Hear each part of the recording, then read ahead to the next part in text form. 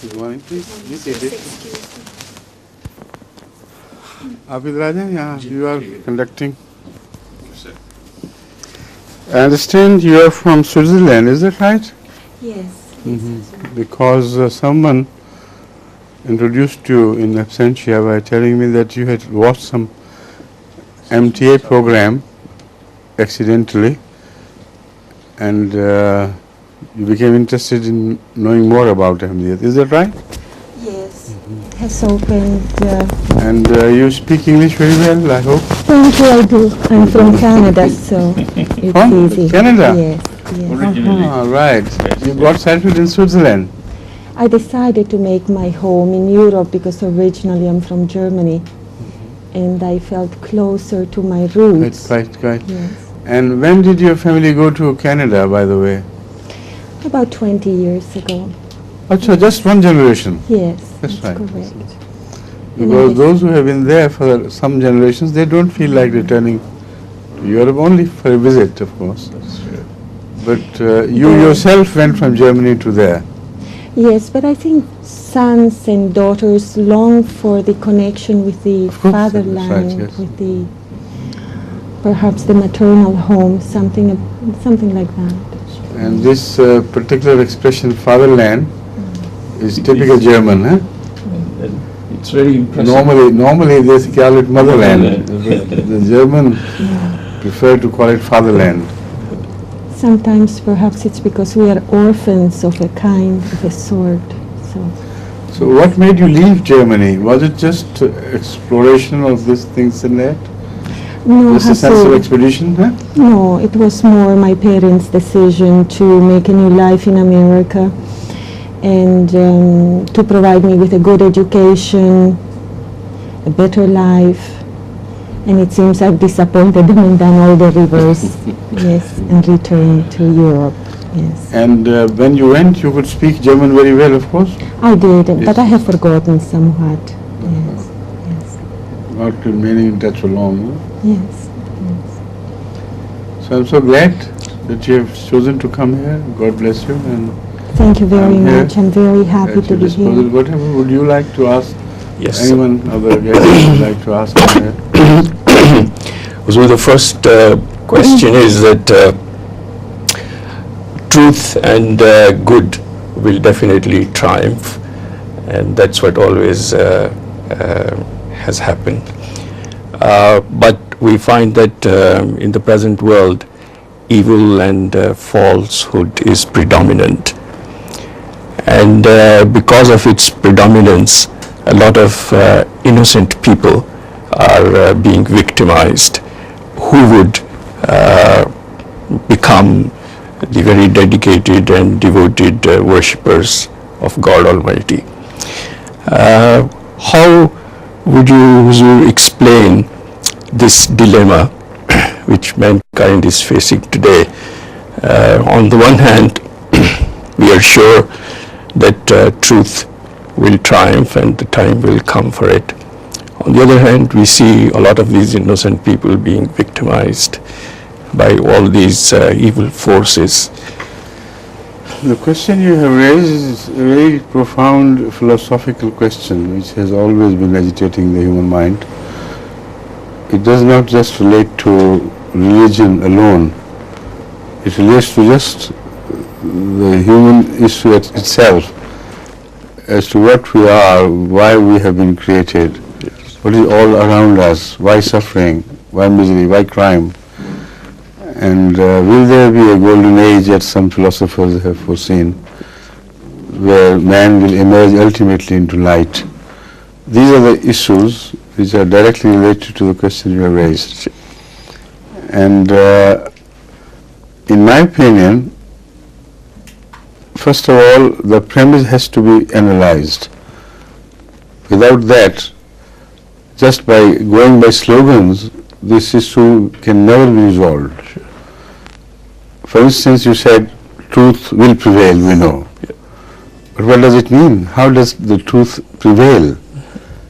Why do we see that every time the truth seems to be established, immediately darkness and evil seems to creep upon it from all sides, until it almost entirely covers it. So what is this phenomenon? Why should we go on making the slogan and telling the whole world the evil, the spirit or the truth must prevail and the evil will be dispelled? This is not right. We must be truthful, otherwise the truth will not prevail anyway. So in the analysis of the situation, we must realize one thing, that the efforts, that is to say religious efforts which began with prophets and great or minor, but they always began with prophets, did overcome the resistance of the evil to a degree that they were able to create small islands of truth and goodness. But for how long? This is the question. Altogether, very soon after the demise of prophets and the first generation or two, the darkness seemed to creep upon back. So what is darkness and what is truth? Unless you deeply analyze these issues and understand the phenomenon, you simply can't give any verdict about it. To me, disorder is darkness, and order and discipline is truth. And it is wrong to say that order prevails in the sense that it always spreads and destroys disorder so completely that it can never return. We don't see this happening in the world. The scheme of things is completely different. It takes an effort to make order, and it takes a greater and prolonged effort to maintain it. Otherwise, the time is in favor of disorder. The natural forces work against order and human efforts and their achievements. So all the buildings you make, what happens to them?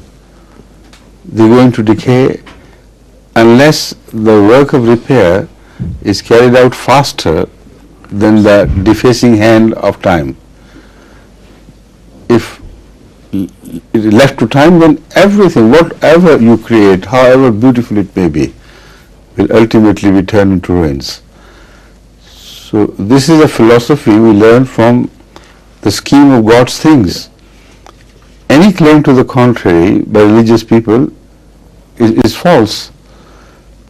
So in the light of this, when you study the Holy Quran and how the struggle between evil and goodness began, and what was the verdict of God which He gave in answer to the questions raised by Mephisto, or whatever name you call it by, but Satan it was, then you understand that there is no such thing as evil being completely dispelled forever and truth prevailing forever. No such image is given by the Quran at all.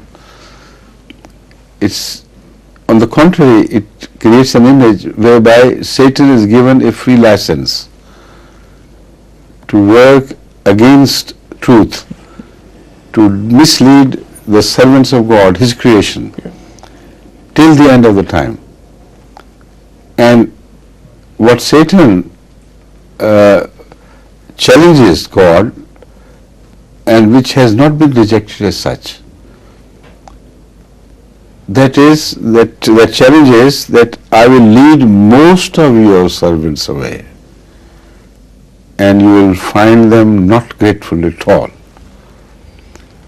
Permit me to do it till the end of the time, and then you will see if I am superior or this Adam whom you prefer over me.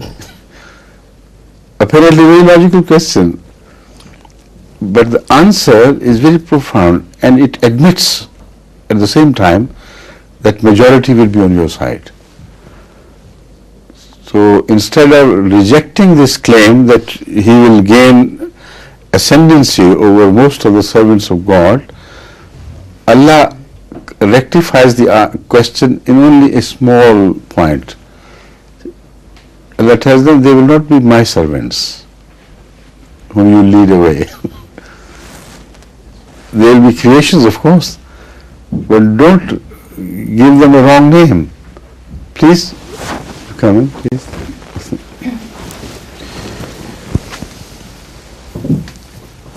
Be seated. They will not be my servants. As far as my servants go, you will have no ascendancy whatsoever over them. And what will belong to you, I will not interfere, I will not forcibly take it back. But my servants will never be misled by you. So this is the meaning of prevailing of truth, if at all there is any meaning to it. And that indicates that truth is not an imaginary something which continues to prevail without any object through which it is reflected. So those who believe in God at the hands of the prophets of God, that generation who know them, they are not only loyal, they withstand all the pressures to the contrary. They offer their honor, they sacrifice their properties, life, whatever it is, but they hold fast to truth. It is there that the truth prevails, not in numbers, but in quality and in a representation of minority against majority. It has never happened that the majority of mankind has been turned into good people, nor was it ever a design of God. When freedom is granted to evil forces to do whatever they may, then this was a logical conclusion that most of mankind should have been led away by evil forces, because to try to understand it with the help of some natural phenomenon will be a good course, an advisable course. Otherwise, issue is very delicate and philosophical. Without the help of some illustrations, we can't fully understand it. What is the gravitational pull? It's a very powerful pull. Unless something is with effort kept at a level higher than the gravitational pull would like to draw that something, unless constant effort is applied to keep that something away at a distance from Earth, the Earth will ultimately predominate. It's impossible to continue to fight on against the gravitational pull because it's a downhill force. And the downhill force, which is predominant and which prevails over everything, has nothing to exult about, because this is a natural law which works, and to be pulled downward is but expected. To go work against that downward pull and to be able to maintain that height you gain, that is laudable. That is where the truth does prevail, because every force is against the truth. All the circumstances collude to destroy truth. And when, despite this, the truth prevails, in the sense it retains itself, maintains itself, and in whomsoever it is reflected, those people are the symbol of truth, in fact. And they are never overwhelmed by darkness. That is one meaning of prevailing of truth, and that is one meaning of the scheme of things as we have seen unfolded by God through messengers and the people they created. There is another meaning to it which many times people ignore to see. As a general rule, they do observe that after every transient period of the victory of truth, which begins with the dawn of prophethood, it soon disappears, and then we see darkness creeping from all around and retaking its lost territories. Apparently this is what we see. But a deeper examination would reveal a different picture. What is gained by truth is never altogether lost. A higher level of decency is created in human affairs, which may sink back to the original depths, but not altogether, not quite. An example of Islam can be quoted, which is so misunderstood most often by people or casual observers. When Hazrat Muhammad Rasulullah sallallahu alaihi wasallam worked upon the people of Arabia, after his demise, everything seemed to be lost again. People returned back to their tribal prejudices and infights and bloodshed of each other, and it seems all the chaos returned. But that is in comparison to what Hazrat Muhammad Rasulullah sallallahu alaihi wasallam had achieved. The level of that achievement was so high that when he left, its gradual sinking back in the direction of old was what makes this most terrible and tragic contrast. But they never sank to that original depth from which Muhammad Rasulullah had taken them up and lifted them. Even the worst things which happened after the demise of Muhammad Rasulullah were comparatively good and better to the pre-Islamic state of the Arabia. There was so much knowledge, so much love, so much sacrifice, individual or community islands of goodness, which remained resistant to the onslaught of darkness. So to say that everything was lost is just a casual observation. It has no truth, no substance. Each prophet who works on mankind leaves them at a high level. After his demise, they begin to sink back, but never back to the old level. And if you study the history of civilization, you'll be surprised to learn, which most sociologists ignore intentionally or unintentionally, that in the building of civilization, religion has played the most important role and most substantial role. Whatever Christian values are seen in England, they owe themselves to Christianity. And whatever Western values have predominated, they are the values which are misunderstood in the name of Christianity. They are not Christian values at all. It is those values which are creating disturbances and unhappiness. But the true Christian values, if you bring them back to the British society, will transform the nature of this society, and heaven can be born out of hell. So civilization, if you study with a deep analytical attitude, you will be found to be a blessing bestowed by religions. And when the religions passed away or were ultimately changed, still that level of decency left behind was higher than the previous level. So now for instance, at this time, we witness cruelty, suffering, as you just mentioned. Suffering in Bosnia, suffering here, suffering there, in our country, here, elsewhere. But imagine what the meaning of suffering was 200 years before. What despotism meant only 70 or 80 years before in the communist regime of Russia. And what despotism means today in Russia. There is difference of poles of east and west between the two.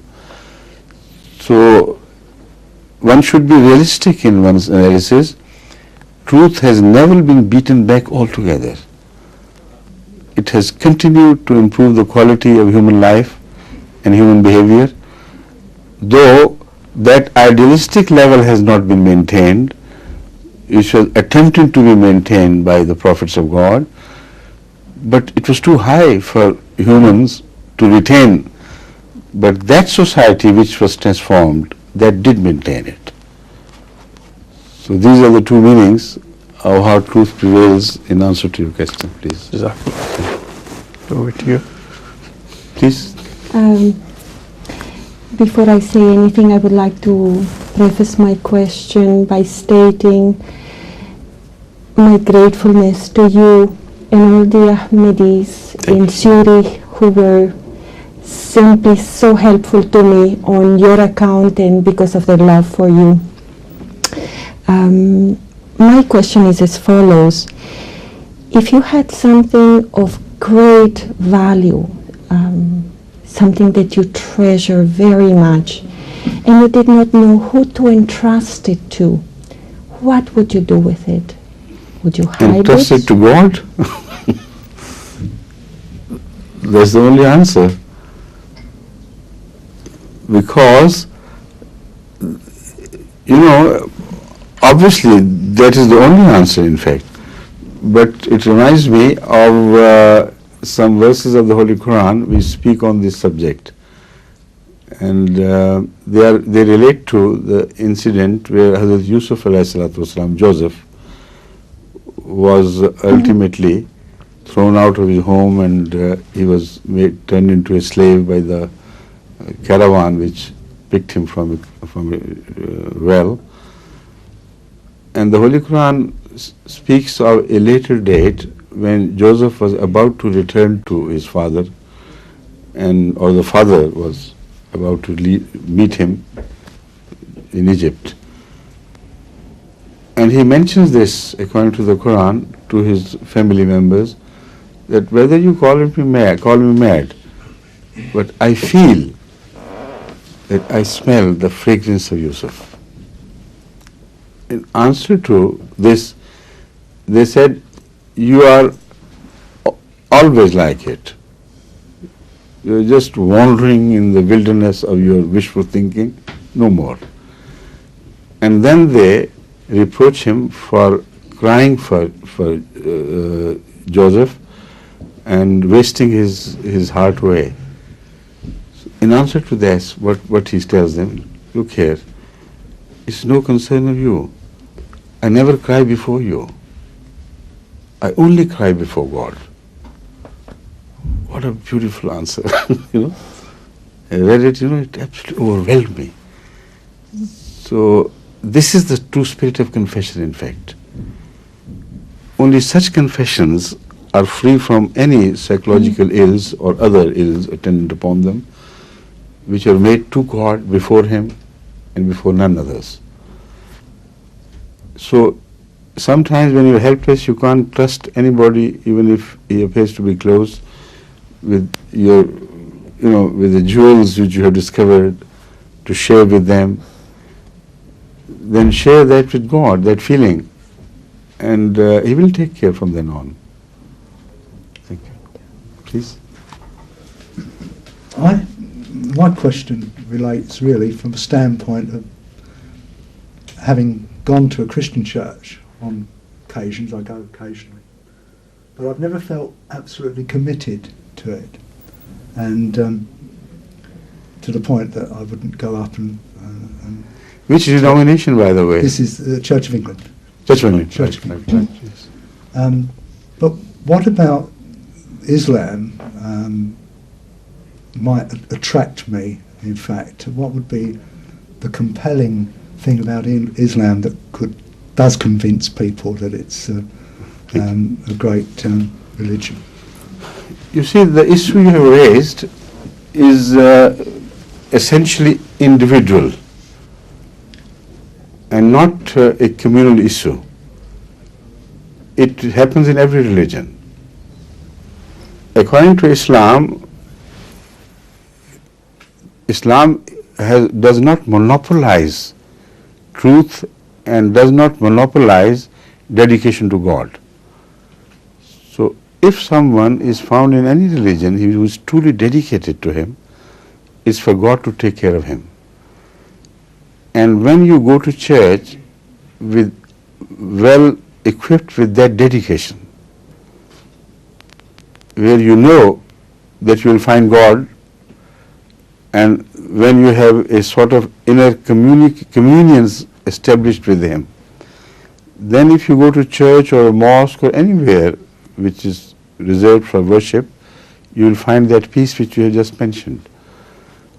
But the issue is not this to find peace. The issue is how to determine whether it is a trustworthy experience or a hollow experience. Because with wrong ideas, wrong ideologies, sometimes the peace we talk about individually is a psychological impression, no more. And it is there that the danger lies, and we must rise up to a level where we could observe ourselves as if from a higher vantage point, and we could determine whether we have been following the right path or not. So there the subjective feeling is not enough at all. From the subjective point of view, you cannot determine the truth of any religion. Because in Buddhism, in Hinduism, in Confucianism, such religions as speak of internal experiences, delving deeper into your own selves. This is what they search for, the peace, and this is what they claim they have achieved. So what sort of God that would be who reaches them even if they believe that he is so many gods, and even if they believe there is no God? So it could not be a divine phenomenon at all, because if a Buddhist delves deeper into his own self and finds peace, as they claim, we have no right to say, no, you haven't found peace. They live all their lives in such sacrifice that we cannot reject their claim. And they find themselves contented and happy in that poorly state which we observe from the outside. They must have found something. And that is the sort of peace I'm talking about, which is not a sign of God's presence or communion with God or finding God at last. This is a completely different sign which tells of harmony, that's all. If you are at harmony with your ideology, with your ideal, you will always find peace. A rascal, a wicked man also tastes a sort of peace. As long as he cannot express his wickedness in real terms, he is never at peace. But once he does it, then you see him exult and sitting so satisfied. A corrupt officer, when he gets the corruption he needs, then you see this type of peace on his face. So contented, like the vultures eating carrions. They also find peace, because that is their ideal. So peace must be fully analyzed first. Peace by itself does not deliver any message whatsoever, except that you have been at one now, at last, with what you wanted, with your desire, your ideals.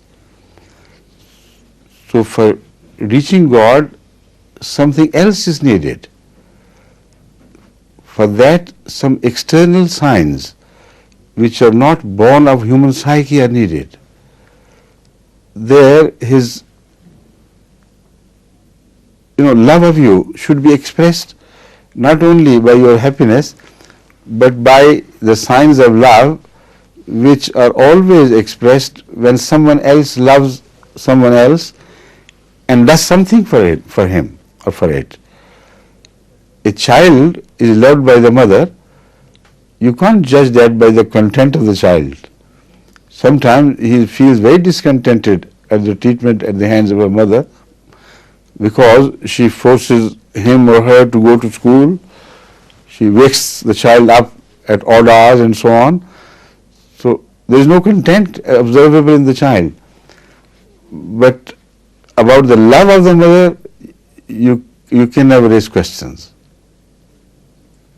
Because you see that whatever she does for the child, if accepted by the child, continues to improve his quality, continues to make him a better person, and the outward efforts are visible. There is no subjectivity about it. Anyone can observe a mother giving expression to her love for her children. So the parents, both of them, do the same, and we know who loves whom. But if you love someone and he is at pain and you don't help him, if you say you love someone and you never transfer something of yours to that person, then that love is meaningless and hollow. So it is in this context that you should see for the signs of closeness to God. And it is here that the claim of Islam should be taken seriously, where it says, وَالَّذِينَ جَاهَدُوا فِينَا لَنَهْدِيَنَّهُمْ سُبُلَنَا وَإِذَا سَأَلَكَ عِبَادِي عَنِّي فَإِنِّي قَرِيبٌ. It's a very short sign. It's not a question of impressions at all. It says those who are in search of me, if they are genuinely in search of me, they can't reach me unless I help them reach me. And I promise, most certainly, لَنَهْدِيَنَّهُمْ is an expression which is the stronger expression that cannot be found in Arabic grammar. La is a letter of emphasis. Noon is a letter and added at the end of the verb, indicating emphasis. But when you double the noon, instead of nahdiyana, you say lanahdiyanna, as it is used in this verse, then no stronger emphasis can be expressed in Arabic than this style of speech. So God says, those who seek me, try to come me from different ways, reach me from different ways, they can't, I can. لَنَهْدِيَنَّهُمْ, I will lead them to myself. And this is a promise. So the journey begins for search of God, and how He would lead you is an open issue. Most often He leads you through the paths of trials, through suffering, through sacrifice, where your truth is tried. It is not a subjective truth to be enjoyed like romance. It is something which is tried at every step, and then it can be demonstrated that this man was true. So the Holy Quran has given another criterion. It's a so wonderful criterion and so rational, so logical, that after that the question of impressions simply does not arise. It says, وَإِن كُنْتُمْ تُحِبُّونَ اللَّهَ قُلْ إِن كُنْتُمْ تُحِبُّونَ اللَّهَ فَاتَّبِعُونِي يُحْبِبْكُمُ اللَّهُ. O Prophet, many people claim that they love God. You also claim. But tell them, you may love God, but God will love you only if you follow me and demonstrate your love as I have demonstrated it. You see, the life of the Holy Prophet is a life through the path of continuous sacrifices. He lost his titles, his honor, the reputation he had earned of a pious man, young man, and so truthful that the Arabs used to call him Amin. And after he claimed to be from God, after he offered himself to God, he was called the worst liar in the whole of Arabia. A liar who was also mad. And his wisdom was also, no more counted as something real. They said an impression was made, but we have discovered him to be an absolutely madman, and an impostor, and a cheat, and a usurper of others. What a change in the entire personality takes place only for the claim that I love my God.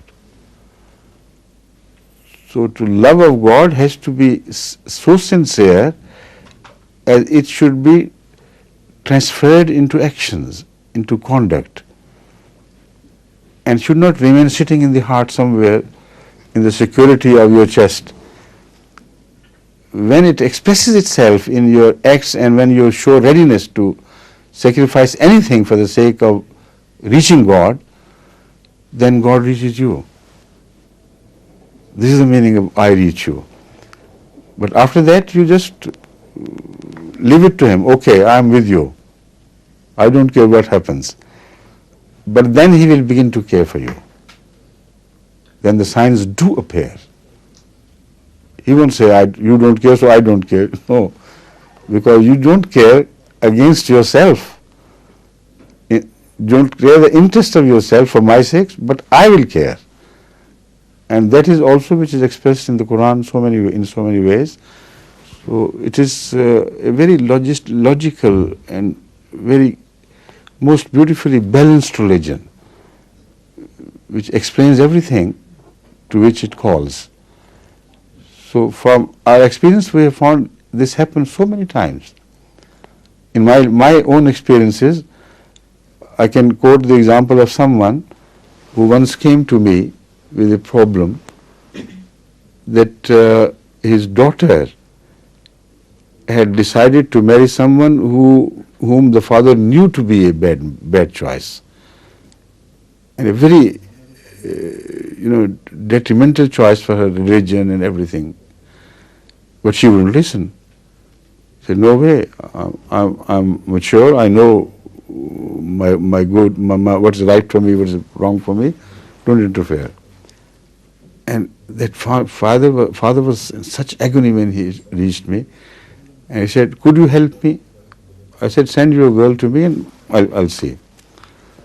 So the girl came to meet me, and I told her she should feel free, tell me whatever it is. I'm not going to press her for anything with which she wouldn't agree. So she opened up, otherwise she was so scared, she thought that my father has sent me and he's going to give me a strong talk against that man and this and that. I said, no, nothing doing, just let me know what's happening, what you feel about him. And she felt free and she said, this is what I feel about him, and I think my father is wrong. He's not that bad as he thinks. But obviously she was in love. She couldn't see the bad points, particularly before the marriage. Because before the marriage, the image of a person is a very different image on both sides than which appears after the marriage. So she was a logical girl, so I explained to her, I said, I don't say you are wrong, but you should agree that you could be wrong, because you are seeing him under the impression of a very strong love. But you know that God is above these things. If there is a detached view of the real situation, it can only be made by God. Do you agree or not? She said, yes, that is true. I said, can you promise me to pray to God that He should guide you to the right path? She said, I have been doing it. What do you mean? This is no new suggestion. And still I'm all right. I said, no, not the way you have been praying, the way I'm going to tell you. You pray to God that you have decided that if a sign from Him comes, contrary to her wishes, she is ready, deeply, honestly ready, to chuck away all her desires and follow the wish of God. If you deeply search your own inner self and imagine the real possibility of God telling you to leave that man away, it's false. The love is false, I mean. Will you be able to do it? Then I found her shaken, absolutely shaken for the first time. Because she was honest. She knew this was too big a promise, and she knew this is not the way she had been praying. So she kept quiet for some time and then said, logically, I can't say no to that. It's the only way. So I promise. And within 1 week, something happened. She lost all love for that man, totally, completely. She was clean-sheeted during the course of that prayer. And then she decided to follow the advice of her father and said, whatever he chooses for me as best, I have considered fully, and this is my considered opinion, that I'm sure I'll be happy with that. So this is the meaning of submission to the will of God with a resolution first. Not lip service, not praying, oh God, show me the right path. When you realize the dangers attendant upon the right path, which are always there, and then submit to the will, and then have faith that in those dangers it will be He who will help support me out of it, then no problem is left. Right? Please. I'm a teacher. I teach young children, and part of our national curriculum for teaching in England now says that we must give them a knowledge of all the main religions. Correct. I personally feel rather worried by this big burden, and I don't really feel I'm very equipped to be able to do this properly. Correct. Right. Do you feel we should leave it to the wiser people within those churches to make the I religions personally known? believe that this is an impossible task the government has taken upon itself. And it's a very suicidal decision. You see, there are two ways to teach someone's religion. One, by making an outside objective study and analyzing somebody's religion and reaching the truth from outside. Hindus may believe this is our religion, but when someone else,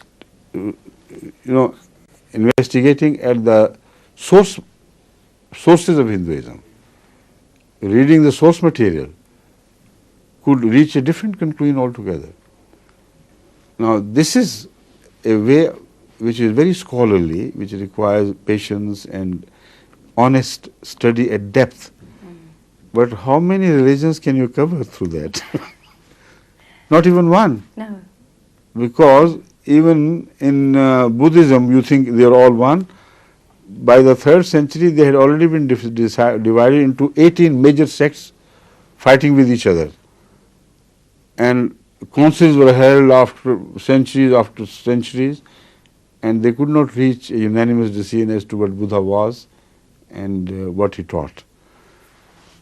About Christianity, at different times of history, more than 700 sects had come into being. In Islam, currently there are about 72 sects plus minus. And in the past, many came into being and were buried in the graveyard of history.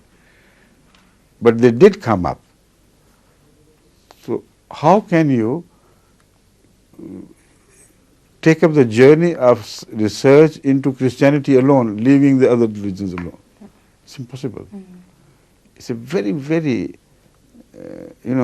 unfortunate decision made by the government under pressures from different religious factions, which they simply cannot cope with. The second way of finding one's religion is by reaching those leaders who had a religious sect within a religion. Then start your journey of teaching Christianity. So and so of Church of England considered Christianity to be this. Mr. Moon considered it to be that, and so on and so forth. if you leave the cults out, they will protest. They say, what do you mean by calling us cult? We are true understanding of Christianity. A rigmarole of which you will never be able to extricate yourself. And if you go to Islam, that's a far more sensitive area. You present Islam in the, giving the viewpoint of Maududi alone, and the rest of the Muslims will be after your life. And if you try to depict Islam as Ahmadis, then you are bound to be stabbed if ever they can reach you. You see? That is a real danger. No, So don't do it. I don't. I try not Don't touch this subject Yes. with a 10-foot pole. to. But do you feel that the But- children then should get But it from their I'm parents? coming to that. Yeah. The simple answer to this question, as I once gave to one of your ex-finance ministers of education, secretaries of education. He happened to meet me at dinner, and this was the question raised by him to me as a religious leader: what's your advice? I said, my advice is don't touch it. Don't go into the doctrinal controversies at all, neither of Christianity nor of non-Christian religions. You tell the religious leaders, what are you doing here? What are you there for? You teach your own pupil what you are. The government has nothing to do with it. But one thing you must do: teach religious morality. And there you will find common ground with every religion. One concept of morality, the concept of morality in its absoluteness is the same. In minor details it differs. Yet it differs in a way that nobody else can object against it. For instance, Islam tells you that if you are hit, you have a right to hit back, but forgiveness is definitely better if it results in reformation, not otherwise. If you forgive to promote crime, you are not permitted to do that. If you forgive to promote reformation, that is what Allah loves. But if you insist on taking your revenge, do it only to the degree that you have been wronged, not a dot more. This is a teaching which could be owned or claimed by so many other religions. Even if they don't find it mentioned as I have mentioned in such minor detail, they would much rather go for owning this teaching. It's so beautiful, So yes, this is our teaching as well. If the Christian church differs and say, no, our morality would be, if somebody slaps you on the right cheek, offer the left one, what objection can the Muslims or others have against this? They will be mad if they object against this. So let the religion be taught at the level of morality, at the level of human relationship, decency, etc. And there will be no problem. So you better give this idea voice among your fellow teachers and so on. I've been talking to many teachers before, Yes, I'm sure. but nothing much resulted because of the political pressures. Yes. You see, the Bradford people have a large presence of Muslims, and they are normally not amenable to the advice of the religious leaders, but when it comes to disorder and unruliness, then they always listen to them. So the riots take place and this and that, particularly when an issue is raised in the name of religion. That this is our right, this is your right. You are a citizen of Britain. You must be educated in your own religion. Then they all follow, whether they follow religion themselves or not, it's irrelevant, absolutely. Most of them do not follow Islam. It can be established 100%. False claims, cruelty, usurpation, corruption, it just runs deep in their society. Telling lies is your daily experience. a vogue of life, in fact. It becomes fashionable now. The greater liar you are, the more likelihood you have of rising to a position of honor and dignity among your own people. Now, with that, they would demand that Islam should be taught to us at the expense of the government. But then what Islam? Which mullah is Islam? Will it be a Shia Islam or a Sunni Islam?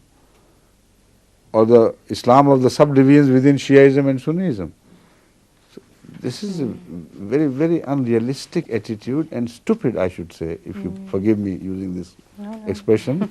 But I can't understand how government could succumb to these pressures, which she cannot maintain. No. Right? Thank you. Thank you. Yes, please. Well, my question, I think, is probably going to be too big. I know nothing about Islam, in truth. But I just wonder, is there there is a difference between Christianity and Islam? Yes, please. Yeah, this is the question of, at the very roots of the understanding of religion.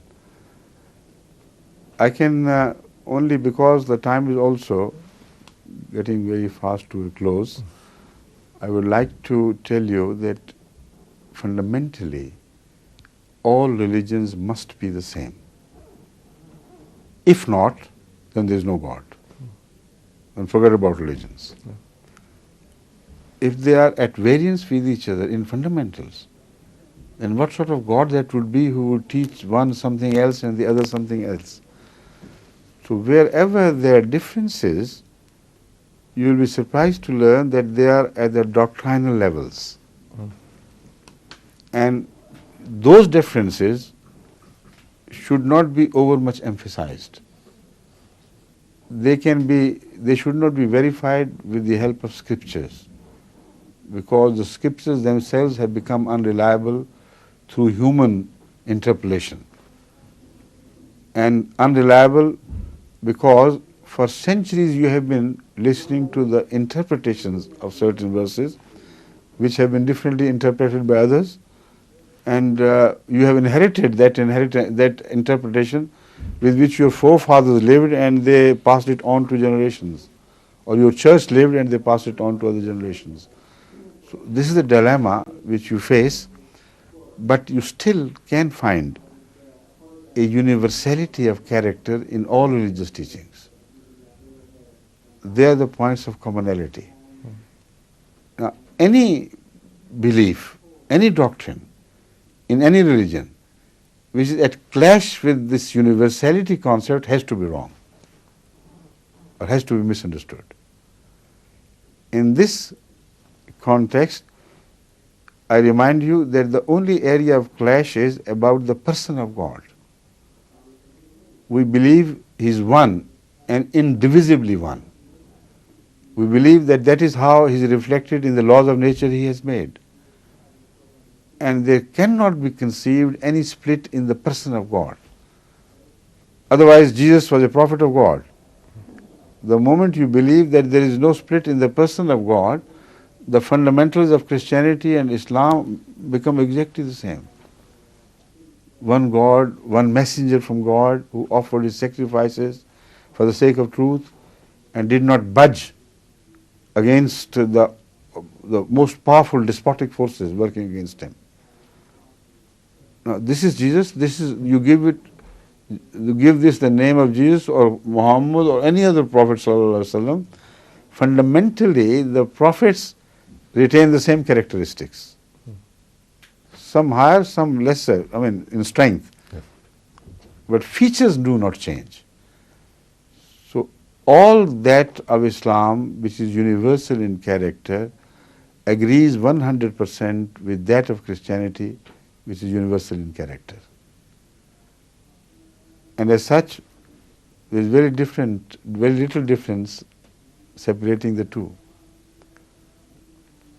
Now, only those concepts of Christianity are disagreed with in Islam, which are limited to regions or races or time. All the universal teachings of Christianity are exactly at one with Islam. with few differences of minor details which pertain to the requirement of the age. Barring that, the basic teaching is exactly the same. Now, when you say in Christianity, for instance, that God sent His Son to Christianity, which had never happened before, and it is essential to believe in the Son for the whole mankind to be absolved of sin and to be cleansed of all the follies and human failures. When you turn your gaze away from the house of Israel to other peoples and other ages, how did God treat them? Did they exist in the sight of Allah or no? Were they His creatures or not? So in that teaching, which is limited to a house or a race or an area, and where everything depends on one single man,